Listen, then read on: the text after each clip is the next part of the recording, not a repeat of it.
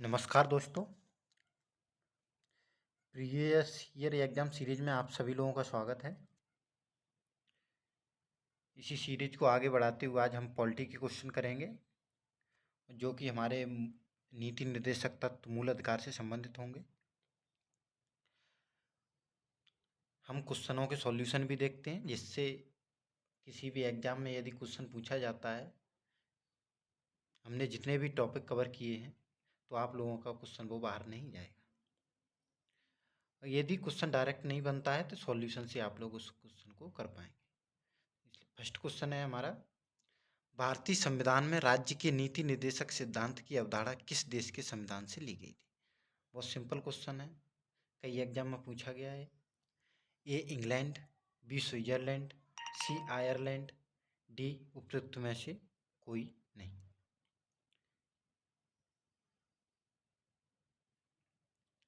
तो इसका आंसर होगा सी आयरलैंड। ये बीपीएससी प्री 2023 में पूछा गया क्वेश्चन।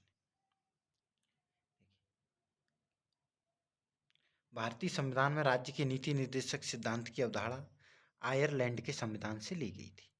भारत के संविधान के भाग 4 अनुच्छेद 36 से 51 में राज्य के नीति निर्देशक सिद्धांत शामिल है। भारतीय संविधान के अनुच्छेद 37 के अनुसार नीति निर्देशक तत्व न्यायालय द्वारा परिवर्तनीय नहीं है। इसका अर्थ है कि न्यायालय द्वारा लागू नहीं किया जा सकता। जैसे मूल अधिकार परिवर्तनीय है तो इसका अर्थ होगा कि यदि आपके मूल अधिकारों का हनन होता है तो आप डायरेक्ट न्यायालय जा सकते हैं, हाई कोर्ट या सुप्रीम कोर्ट।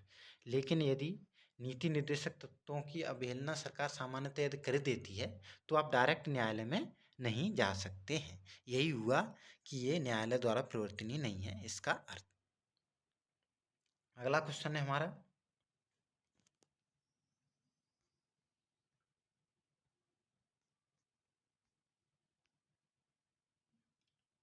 नीचे दो स्टेटमेंट दिए गए हैं, बताना है कौन सा सही है इसमें से। फर्स्ट स्टेटमेंट हमारा, भारतीय संविधान के अंतर्गत राज्य के नीति निर्देशक सिद्धांतों को 3 भागों में विभक्त किया गया है, यथा समाजवादी, गांधीवादी और उदारवादी। सेकंड स्टेटमेंट है, भारतीय संविधान में राज्य के नीति निर्देशक सिद्धांत जो सहकारी समिति अनुच्छेद 43 के अंतर्गत से संबंध है को नेहरू के वस्तुनिष्ठ प्रस्ताव 1946 से लिया गया है। तो कौन सी स्टेटमेंट सही है? देखिए, फर्स्ट स्टेटमेंट कह रहा है 3 भागों में व्यक्त किया गया है, समाजवादी, गांधीवादी, उदारवादी। ये स्टेटमेंट बिल्कुल सही है क्योंकि 3 भागों में हमारे नीति निर्देशक सिद्धांत विभक्त हैं। सेकंड स्टेटमेंट कहा गया है कि अनुच्छेद 43 जो जोड़ा गया है सहकारी समिति से संबंधित है, वो 1946 के नेहरू के वस्तुनिष्ठ प्रस्ताव से लिया गया है। ये गलत है क्योंकि 97 जो कॉन्स्टिट्यूएंट अमेंडमेंट हुआ था उसी के माध्यम से ये अनुच्छेद 43 जोड़ा गया है हमारा। तो ये स्टेटमेंट इसलिए गलत हो जाता है। तो हमारा आंसर होगा only first, only second, both one and second, neither one not two.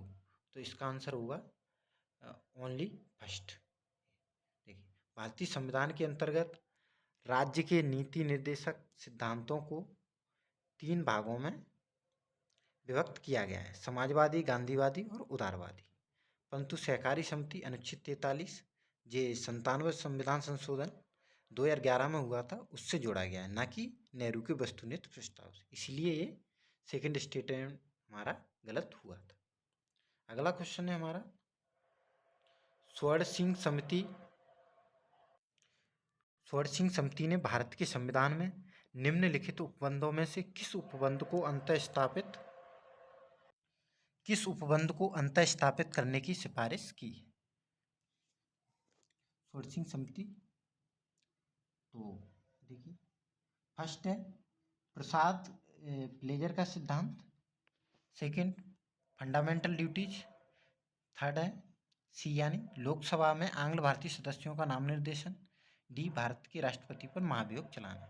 तो स्वर्ण सिंह समिति की सिफारिश पर 42वां संविधान संशोधन 1976 के तहत ये मूल कर्तव्य जोड़े गए थे। तो इसका आंसर होगा बी।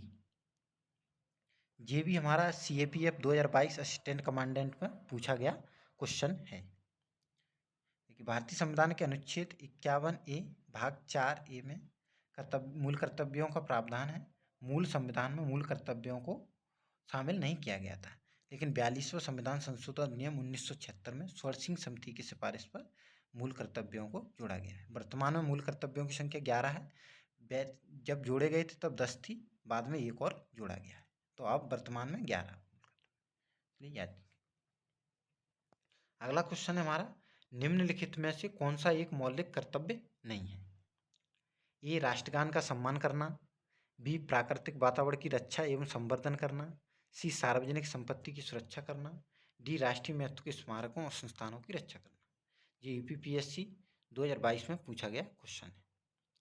तो राष्ट्रगान का सम्मान करना ये हमारे मौलिक कर्तव्य है। प्राकृतिक वातावरण की रक्षा एवं संवर्धन करना ये भी कर्तव्य है। सार्वजनिक संपत्ति की सुरक्षा करना ये भी मौलिक कर्तव्य है।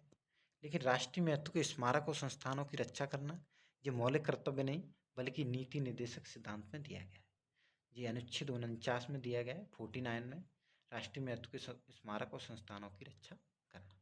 इसलिए इसका आंसर होगा